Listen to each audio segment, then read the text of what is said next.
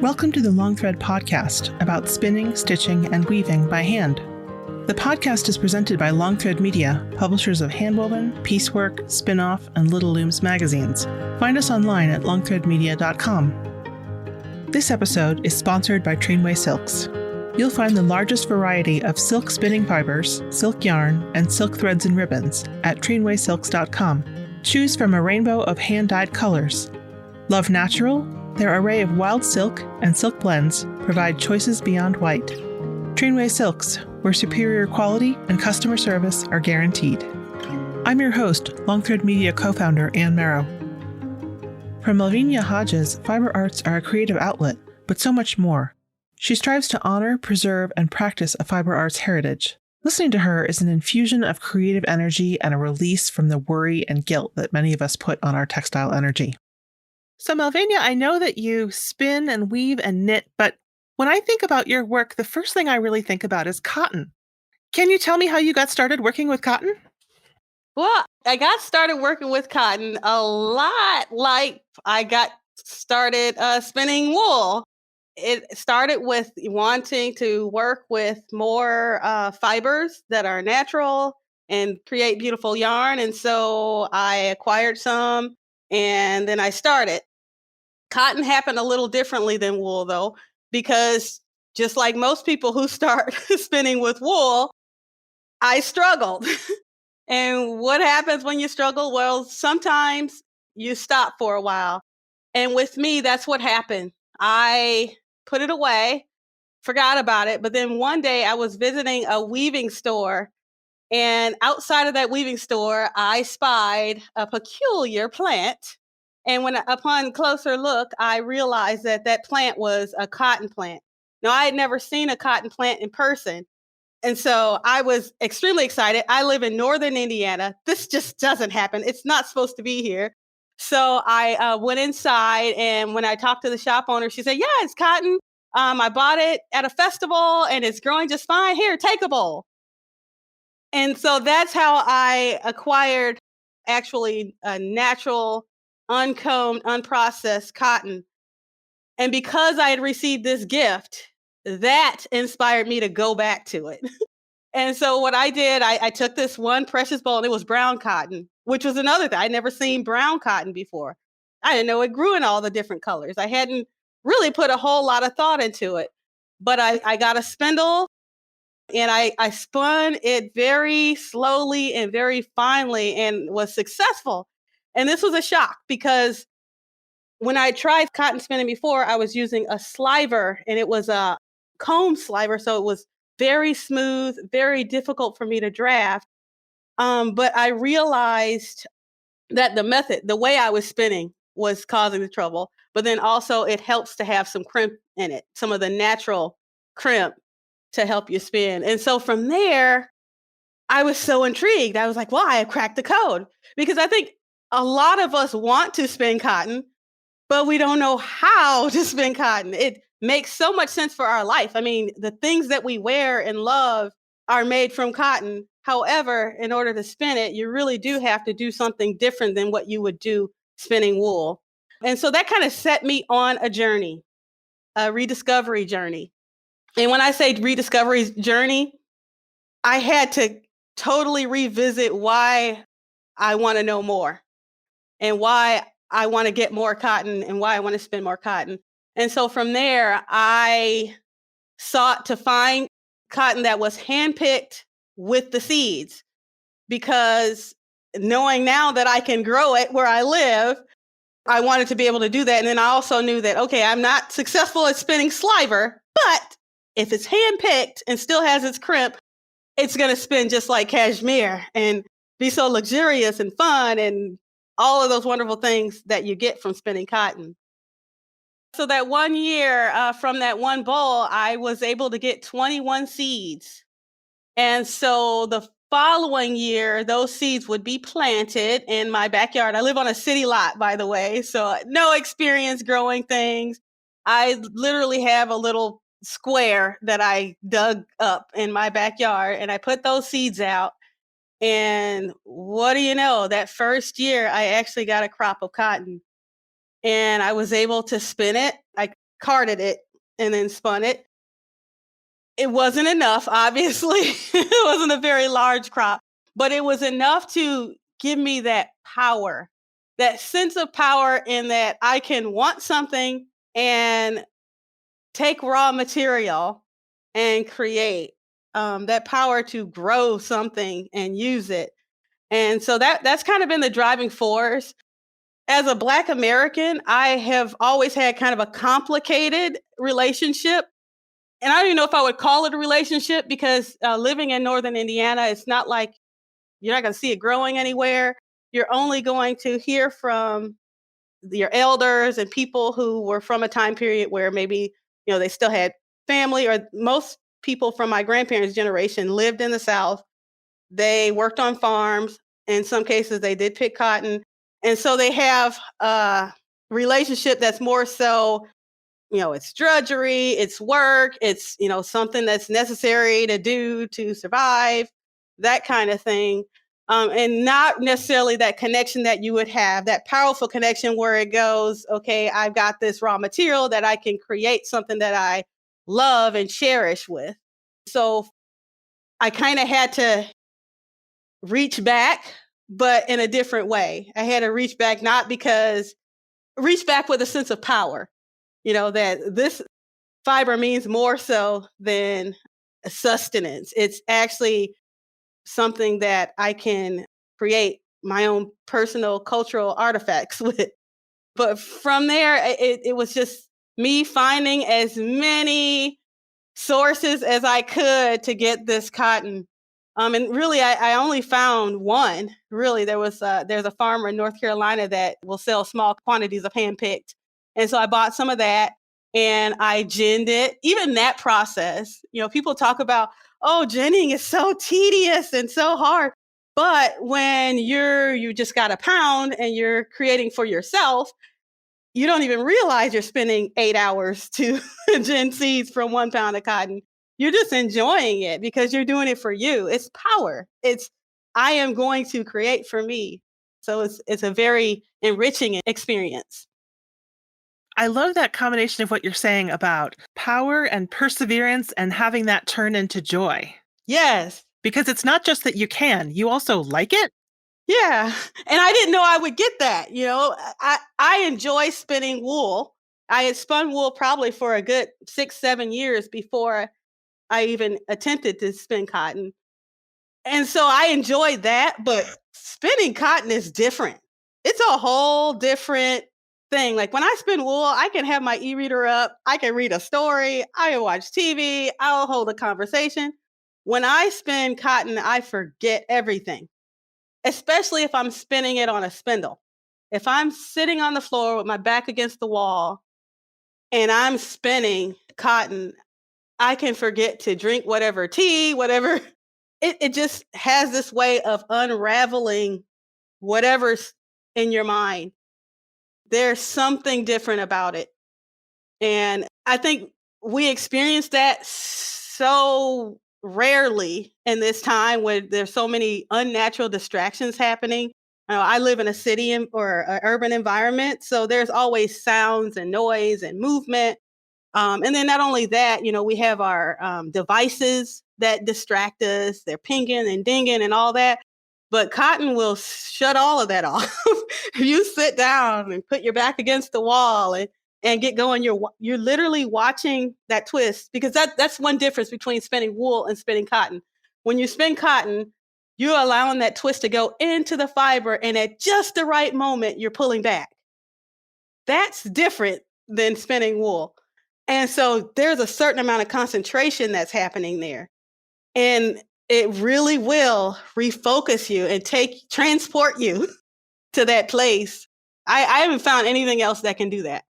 And that keeps you focused that way. A lot of us find knitting and spinning to be meditative until you get to a point where you can watch TV and stuff like that. But it sounds like cotton has really held your focus in more ways than one. Yes. Now I can, like if I'm spinning larger quantities, I do spin on a wheel.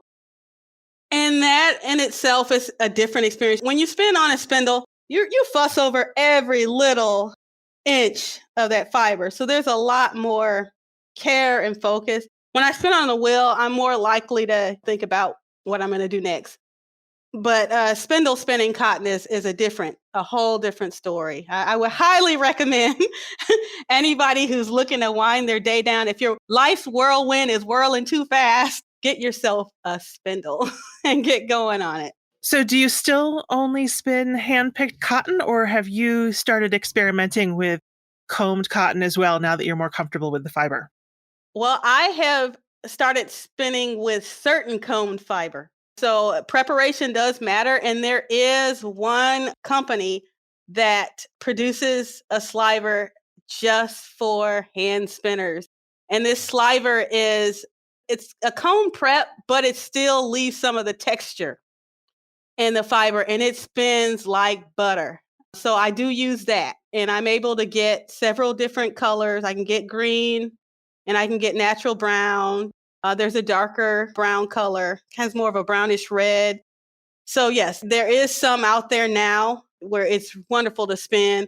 The stuff that is created for commercial mills is, you can tell, you'll know it when you see it because it's really flat, really smooth. And that's not as fun. It's spinnable, obviously, but it's not as luxurious as cotton that still has a little crimp in it. The same way, I guess, that very processed combed wool top is not as fun as something freshly combed. But I guess, I still keep trying to make that connection between wool versus cotton, but cotton is really its own thing. And that was a stupid thing to say. Actually, no, because the thing is, cotton is thought of as wool. In fact, they even used to call it like the woolly plant. Natural cotton is woolly. Natural cotton is ultra soft and woolly. It's lofty. It is the opposite of how we're used to describing it when it's in its natural state. And the way that we will have traditionally processed cotton is with carders. And when you card a fiber, you're brushing it up and you're creating loft. And so it is woolly. It is woolly, but it's like the softest wool. It's softer than wool. And I have heard the advice that if you have some cashmere and you're afraid to spin something so expensive, that a lot of the skills that you use to make good yarn out of cashmere are also the skills that you use to make good cotton yarn. Yeah, that was the immediate connection I made when I got that first bowl of brown cotton and spun it. It was like, wait, this is just like cashmere. You let the twist inch into the fiber, then pull back at just the right moment. That's it. Got it. Bingo. And from there, no more trouble. I could spin yard after ounce after pound without any trouble. And the thing is, I'm discovering as I research more and look more into not the industrial history of cotton spinning, but the colonial or the more, cottage craft of spinning cotton.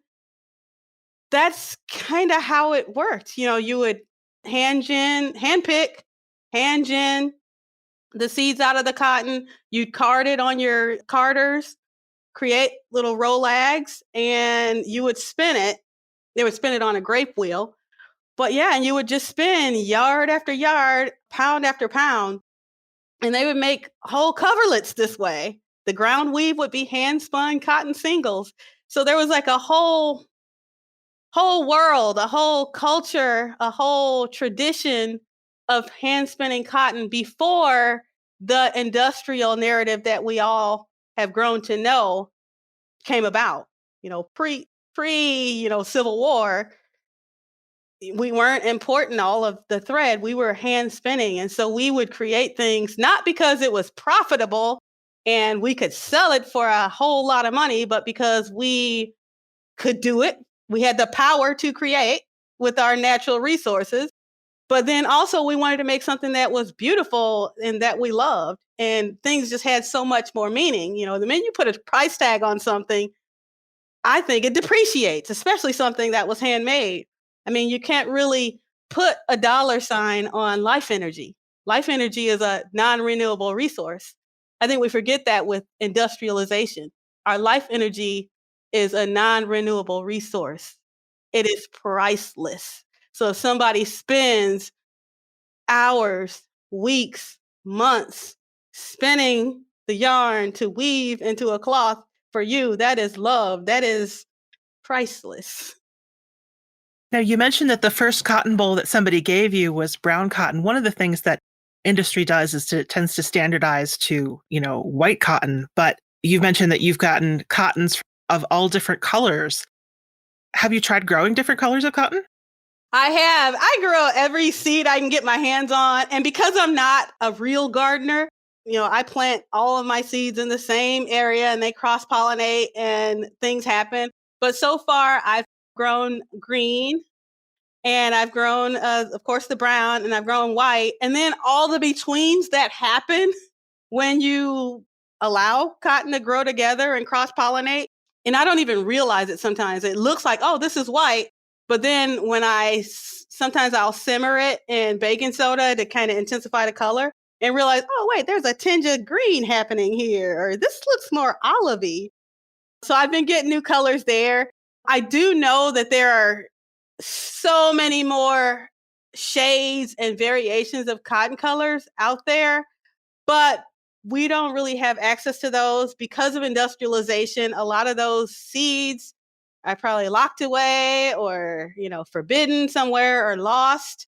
I do know there's in South America, they're trying to revive the cultivation of all the different variety of colors that exist in cotton, but it's just hard to come by. So whenever I can get my hands on some, I will try it. And I share too. I try to get more people because I'm in the north. Yeah, I'm in the north, so it's not easy for me to grow large quantities. Yeah, I was going to say that I do know that there are some people who will, say, "Oh, I have some of this, and I'll get a seed from you, and I'll get a seed from you." So there's these little informal exchanges around the country. I have a friend that used to be referred to as Johnny Cottonseed because she kept giving cotton seeds to everybody she could think of. I love it. And the joy of what a beautiful plant too. That was the other thing, it was cool to get the fiber, but even to watch this plant grow, the hibiscus-like leaves and the beautiful flowers that start off white, then they turn pink, and the gnarly little, I don't know what to call them, the husks that grows around the bowl. It's a beautiful plant to watch grow. It really is. Now, you mentioned traditional methods. Your website is called Traditions in Cloth. Was that from before you fell in love with cotton, or is that something that you came to since you've become a cotton spinner? No, well, Traditions in Cloth came about beforehand. And really, it's about me honoring and preserving our fiber hearts heritage through practice. It's about creating our own cultural artifacts and defining ourselves and our values and all that we love in what we create. I have been working with textiles for some time. It's a long, drawn out journey that I probably won't get to here. But for me, it's about identity and self discovery. And I just feel like we need to honor that and not forget it, because there was once upon a time, maybe we did create because we had to. We didn't have a lot of options. But I think now is even more a luxury because we don't have to.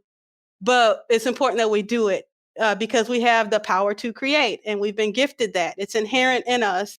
And it is a strong part of who we are as humans. And so it's about honoring and preserving that. Even though we don't have to, we still can, and we can reap all those benefits from it. And you are also a teacher, right? Do you teach other things in addition to fiber arts, or is spinning and weaving where you do most of your teaching? Well, I teach primary school, so I teach literacy. and honestly, I will say, I could not be doing this right now without that foundation, because I grew up in an environment where fiber arts was not being practiced. I guess maybe a certain kind of fiber art, hair braiding, was practiced as an art form and even as a profession where I grew up. However, in terms of fiber arts, where somebody would create their own household textiles or create their own clothing to wear, that I didn't grow up around that. And not only that, the tools for creating those things were not to be found. But because of the era of internet, I was able to get literature and get tools. And if I had not had that foundation of critical thinking and being able to read information, acquire knowledge, but then take that knowledge and put it to practice, I would not be able to do this. So in my wildest dreams, one day I could create my clothing, but without that foundation, I wouldn't be able to do it. So yeah, I teach primary school. And I feel like some of the most important things that you could ever learn in life. Well, one of the things that you learn in life is how to do things that are difficult and how to get used to not knowing how to do something. And for adults who are learning fiber arts, I think that's one of the hardest things. I've seen adults burst into tears in a spinning class because they couldn't get it. I'm so glad you brought that up, Anne, because one of the things that I like to tell people before we even embark on that journey is, as adults, we're really good at acquiring tools. We love to, shop, and we will collect all the things that are needed. We're also good at collecting knowledge. We will, we'll read the books, we'll watch the videos, we'll talk to a friend, we'll watch. However, the one thing you can't do really fast and really easily is acquire skill, because skill takes time. There is no other way to acquire skill. You really do have to, once you have the knowledge, once you have the tools, you really have to apply yourself and gain muscle memory. And you have to take the time. You got to humble yourself and struggle. You can't have fun with this new skill that you're going to acquire without going through the struggle. And so, yeah, I have to remind people that, yeah, there's no other way. If I could just bottle it up and hand it to you, I would be a rich woman, but I can't. No one can give you that. Only you can. Now, you spent a good chunk of time as a student this summer, right? You did a fellowship in Scandinavian weaving. Is that right? I did. And what a gift. I had no idea what was in store. Prior to this experience at Vastuga Weaving School in Shelburne, Massachusetts, I had never been to workshop where I would, stay away from home. Most of my life has happened in the Midwest. I just haven't had the luxury. I haven't had the funds, and I haven't had the time to leave the daily hustle to do it. But thanks to the pandemic, it sat me down long enough to realize I had a little more power over that than I realized. And so when the opportunity presented itself, I said, you're not going to be afraid. You're going to dive in. And boy, am I glad I did. What an experience. And the most important thing that I got from that experience was seeing textiles, hand-woven textiles used in everyday context. I didn't grow up with that. I am a product of the 90s. Tablecloths are plastic things that you put on the table for a birthday party. Napkins come in a package and they are disposable. So, towels are, bought from the store, and, you use them until they're too ugly to use and you throw them out and buy another pack. So it was and this is after I was a weaver. So after knowing how to weave, this was totally new. Seeing that, and then also the color and the character in the farmhouse because of all the textiles, and realizing what makes a place cozy and homey is the textiles and how much they matter. That has been priceless. Priceless. It sounds like such a wonderful experience. Now, you said that, most of your family is originally from the South and you are living in Indiana, but you went to New England to learn in a mostly Scandinavian tradition, right? Is Vevstuga, is it Swedish or Norwegian or just generally Scandinavian in focus? Scandinavian. So it's mostly Swedish, but Scandinavian. And what made you interested in that kind of textile tradition? I suppose a lot of it, these household textiles are cotton, but they tend to be So much more brightly colored than the natural hues. Well, that's exactly why I was so intrigued. So, as for someone like me who is not from a background where people wove or hand spun, you're kind of free to dibble and dabble in everything. You don't have a set tradition. You don't have a set thing or way that you have to work. And so for me, it was about when I saw examples of this kind of weaving, I naturally responded to it. There is something in my eye that loves high contrast and pattern and jewel tones. There's something in my eye that is attracted. So when I saw some of the pieces that were on the Vastuga website, I knew it was for me. And so it was just a natural fit. So you had a really sort of an immersive experience, right? I think a lot of people dream about what it would be like to go away and learn about fiber arts for several weeks. Was it everything we might dream of?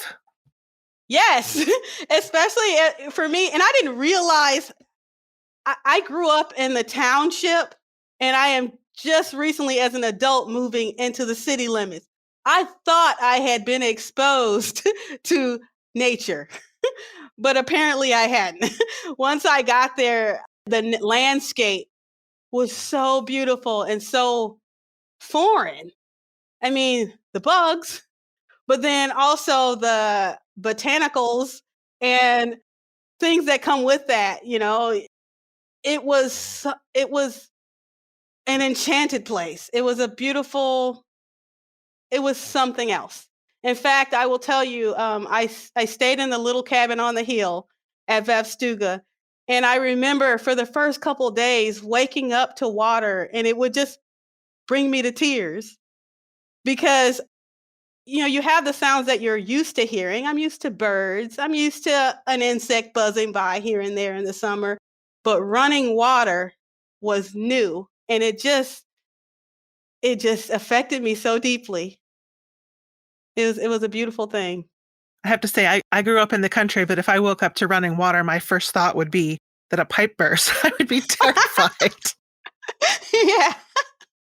Yeah, but they actually have streams, and the water is so delicious there too. I mean, everything is just so fresh and so natural. It was a new experience, and I wouldn't trade it for the world. Even walking around at night, like oftentimes I would be weaving in the barn into the wee hours, and I'd be walking back to the cabin. It's about a 10-15 minute walk in the middle of the night, and just how still and how peaceful it was. Even that was new. It was very special. And I think I read that you came home with some extra looms. Is that right? I shouldn't say extra looms. You came home with some new to you looms? Well, I didn't get any new looms while in Massachusetts. However, I was justified in my desire for other looms because I'm one of those people that when I love something, I like to have variations of that thing. And so, going to Vastuga, there is a loom at every corner. There is a barn full of looms. You walk into the house, there's a room with looms here. There are looms upstairs. And then you got the head instructor, Becky, going, yes, I like a different loom for every project. And I went, oh. And so some looms have joined me since, and I realized that I have one loom with a project on it. It would be nice to also be able to share that with other people. And so my goal is this summer that I will actually not only have my projects working, but also have a loom in which when people go, oh, well, show me what you do, I can actually let them sit down and experience it too. So I can share. I'm going to share my looms, but I do have 3 looms that I did not start the year with. I love it. We can call them rescues. So is your cotton spindle feeling lonely at all? No, because the thing is, I work on a lot of different crafts.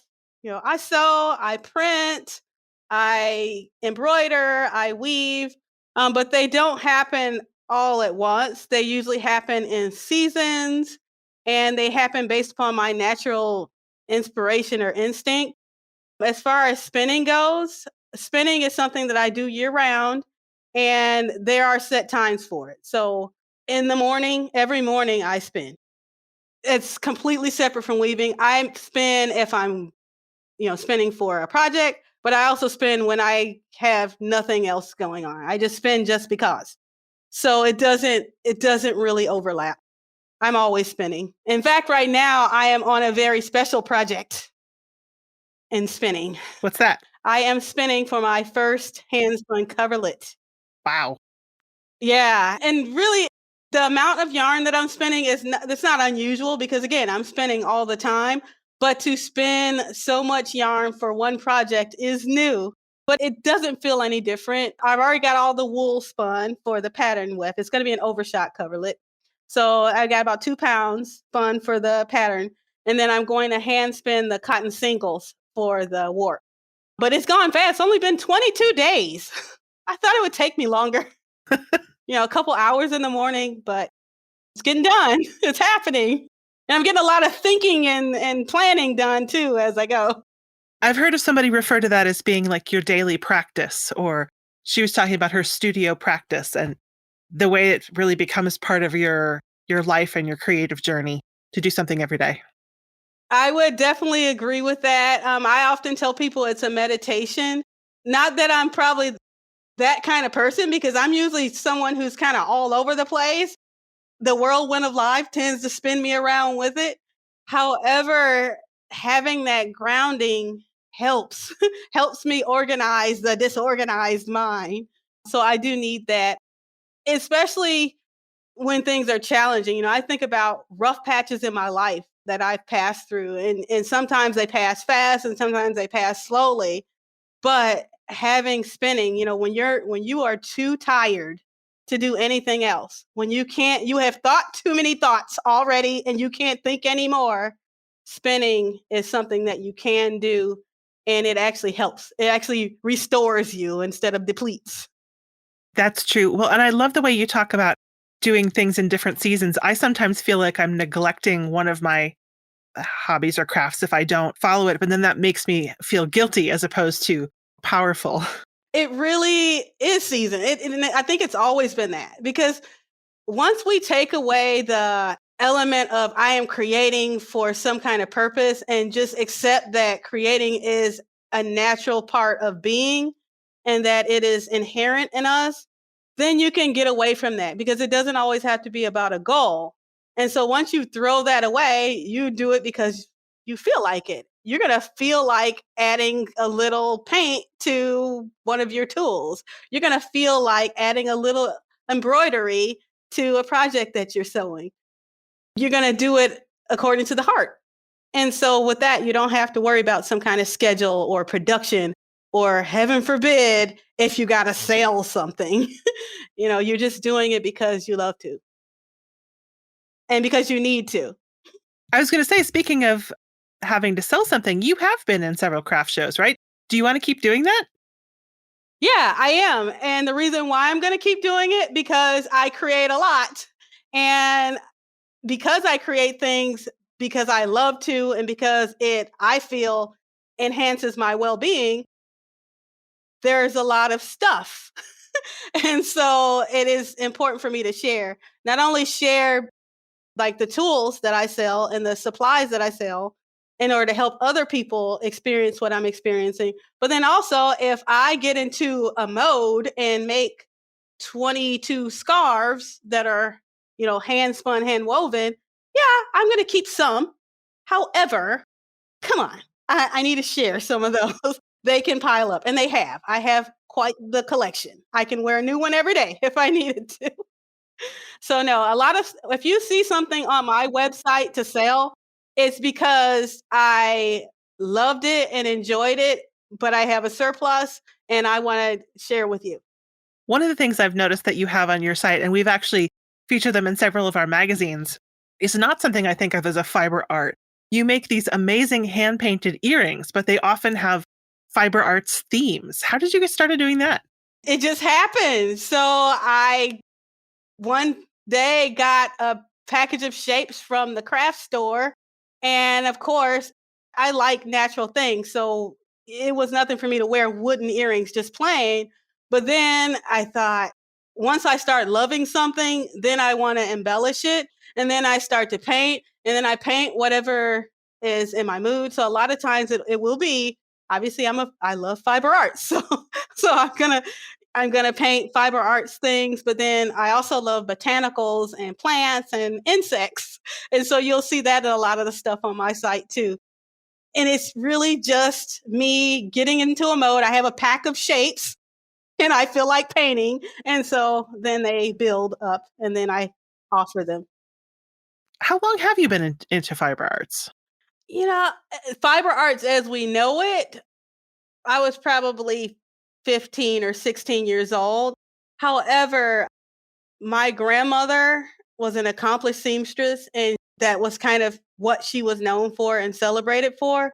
And so, knowing of that, she was long past her sewing by the time I came of age, but knowing that that was there kind of offered some inspiration. But then also, I talked about earlier how hair braiding was not just something that people practice just for adornment, but it really was practiced as an art form. And it was something that every girl child that I know of aspired to. And so me and my sister would sit and braid each other's hair for hours. And when I say braiding as an art form, I'm talking about literally hair sculptures. That's what people did. Like if you were going to make it to the top of the craft and be the go-to person, it's an art form. And, people would sit and have their hair braided it would take 21 hours sometimes. You'd be sitting on a couch cushion and someone would be working on your hair for that long. And so it really was an introduction to that and realizing that, yeah, I do have what it takes to persevere. And I actually enjoyed it. That kept me going. And then also there was kind of off loom braiding too, where people would make the lanyards. And so we would do that. And I got really, really good at that. I could do different designs and mine were always meticulously done. So I knew I liked to work with my hands and I knew I liked working with fibers. I did also watch my grandmother attempt to teach my older sister how to crochet. At the time, I was too young, too noodly, I guess, to teach, but it sealed the deal. Like, oh, you can get yarn and you just need this little hooky thing and you can make a fabric. And then I went, oh, well, when it was time for me to try to start that journey of sewing, because I wanted to ultimately make clothing for myself, that's where I started because that was the first fabric I saw made. In my hometown, we just had one small fabric store and it was quilting. So it was quilting fabric. So it wasn't fashion fabric. It wasn't about making things to wear. And so that kind of drove me to wanting to create my own fabric and got me on that path. And it's pretty much stayed that way. So even, progressing into hand spinning, I had never seen a spinning wheel until I was a college student. But not having the kind of yarn, not being able to create the kind of fabric with the kind of yarn I had access to was like a driving force. And it always was. And so that, and then having the internet make it possible to get natural fibers and tools really helped push me along in the journey. But it was always all about creating that dream fabric to make clothing. And I didn't mean to diminish the hair braiding at all. I realized as we've been speaking that I've been thinking about that. Well, that's different because that's adornment, but there are people for whom their primary craft is art to wear and, sewing their clothing. So I guess I'm just noticing a little quirk that I have where I figure those things are different. But working in hair braiding, you probably understand twist instinctively a lot better than many people who are just starting to think about spinning. Yes, and there really is an art to it. It's not just taking two strands and twining them together. There is a certain flick of the wrist. It really is a special skill. But I didn't even think of it that way. But there is a certain dexterity, and people will say like, Melvenea, the way you work your fingers, but that is skill that naturally develops over time. and you don't even think about it. But it was. I didn't know I was learning skills that would help me spin yarn to create fabric, but I was. It is very similar. In fact, the type of hair I have is very similar to the kind of fiber that I work with to spin, which even that was a discovery. You know, a lot of times when we try to explain to people certain things about twist, like why singles want to twist back on themselves, or why sometimes you have so much twist that the yarn wants to over twist, the analogy we use is people, we have them twist up their hair. So it makes total sense.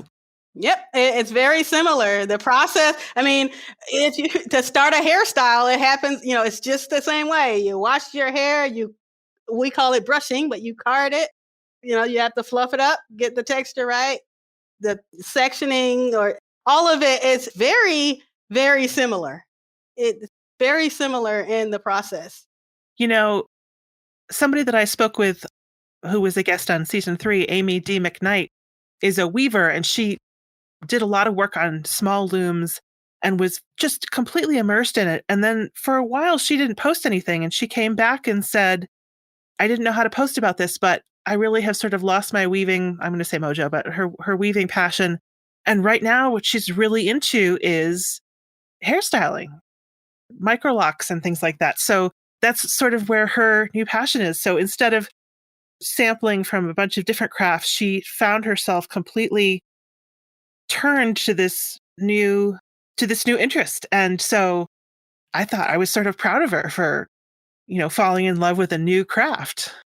Yeah, they are that similar. As much as it makes me sad that she's not weaving. Well, she's not stopped weaving. Here's the thing. Again, our fiber arts needs it comes in seasons.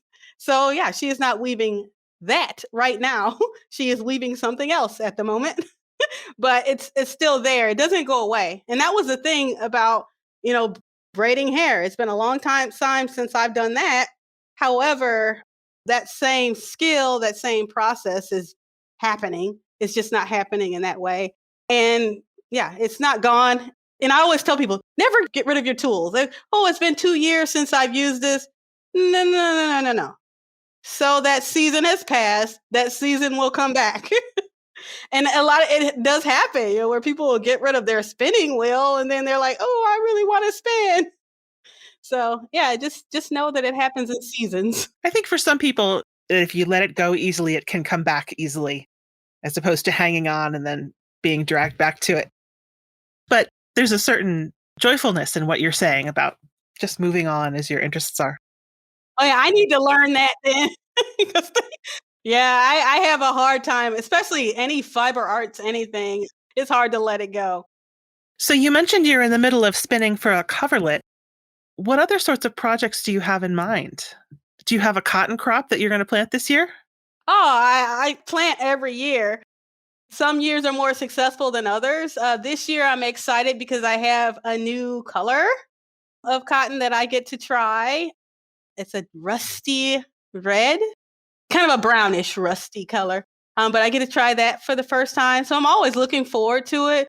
So I haven't made anything with the last 2 years of cotton crops that I've grown, because I am now working on something that I'm going to use with singles, cotton handspun singles. And so I'm looking to make a larger cloth, but with just what I've grown, because I do have cotton that I've purchased, but the cotton that I grow is sacred to me. It's about my personal power. It's about me living on my own little postage stamp of property and growing my teeny tiny crop and spending my time and really processing it from beginning to end. And so I want to make something precious, but I also want to make something larger. Most of my projects have been really small, but I am collecting for something large. I don't know what, but I am collecting and spinning for something large, whatever that's going to be. Right now I have, I'm motioning with my hands. You can't see this, but I have a large gallon size tub of hand spun singles from the cotton that I've grown. And I'm going to do something very special with it. just don't know what it is yet. You don't always have to know. No. Just spin the yarn. It'll come. Well, you said small, but we're not talking things like, amulet bags. Your chameleon shawl is on the Spin-Off website, and that is a full-size knitted shawl. Yes, it is. However, I haven't done a hand-spun singles out of my own, like a fine cloth. I'm going to do a finer cloth out of my own. That was knitted. This is going to be singles hand woven into a larger cloth. So it'll be new. It'll be something special because the more I look into historical cloth and historical textiles from all over the world, some of the most precious things are done that way, where you got hand-spun cotton singles that are woven into this light, airy cloth. And so I aspire to that, to say that I started from a seed and I created this fine cloth, because that's the ultimate. That's when I first dreamed the dream that I would make clothing. That was the cloth that was in my head. And so I am aspiring to that cloth. And I think I finally have the skills. Like, I think I'm there technically to do it. So what kinds of places that you mentioned that you're looking at historic cloth, but what sorts of places and times are you looking at for inspiration? And what are you interested in researching more about? Well, right now, of course, Scandinavian weaving is there high on my list, but then also South America, the textiles from South America that are woven on the backstrap looms, some of the older pieces that were done in the natural color cotton and the singles, and then that style loom. So it's also common to weave a broadcloth in Western Africa on these frame style loom. So that style, using cotton singles on a frame style loom to weave a broadcloth, that is kind of got my attention and got me experimenting. Yeah, those are the two areas. So like West Africa, South America, and then of course Scandinavian weaving, because I just love what they do with the patterning. I was curious partly because I've been reading about the Dhaka muslins, which were in India, and they were said to be so fine that a girl was wearing them and her father said, go put some clothes on, basically. Oh, yeah. Now that would be a dream. Unfortunately, the colonial impact in India destroyed that textile tradition. So it really is amazing how these influences can both be nurtured and crushed. Yes, well, a lot, and that's, I'm very careful with my cotton spinning. We cannot, if we allow ourselves to try to put a price on everything, putting a price on our time that we spend on our craft, putting a price on what it is that we make, that's when we go down that slippery slope and we lose it. Because if you're thinking about, oh, it has to be, make sense financially, or I can't spend 60 hours spinning yarn because, how much money could I make in 60 hours doing something else? Then we're not going to get to that level of artistry. Like, we have to go back to the basics. Like, I have the power to create, and I'm going to create because I feel good when I do it. And I'm creating things that I love. And I think that's how those traditions and that skill level developed. And we cannot allow ourselves to put a price, because that ruins it. That ruins it. A living, but not a price. Yes. Well, me and my friend, one of my teacher friends, we started crafting together after school. And one of the things that we would say to each other is, we give so much in our everyday life, in our jobs, in our obligations, that we need to save some for ourselves. Save some of that energy for ourselves, save that creativity for ourselves. And that's what we need to do in order to create those beautiful textiles. We need to save some for us. So even if you're going to produce some things to sell, which is a great thing, it's a beautiful thing. We should share. That's, the fruits of our loom, share, but save some for me. And when you're saving some for me, that's when you start weaving that cloth, that thread so fine that you're going to weave a cloth that is so sheer that it looks like you're not wearing anything. You're not going to make that to sell anywhere. That's part of your save some for me routine. Because we should have those precious things in our collection. We deserve them. What I love about what you're saying about I'm going to save some for me is that you are so energized when you talk about this that you're actually sharing that with your students and with people who read your articles. And thank you for sharing it with me. Yes. Yeah, it's okay to do some for yourself. And so that's what my morning spins are like. I spun the singles for my coverlet that I'm working on very fine, and I'm actually plying it, which is not typical. But because I'm doing this for me, it's okay. I can spend twice the time spinning the singles and spin them as fine as my heart's desire, because I'm doing it just for my enjoyment. So Melvenea, I have so enjoyed talking to you today. Thank you so much for your time. Me too. It went so fast. We must do this again. I'd love to. Thanks to Trainway Silks for sponsoring this episode. Thank you for listening to the Long Thread podcast. If you enjoyed this episode, please rate the show and leave us a comment on Apple Podcasts or your favorite podcast platform. Thanks again.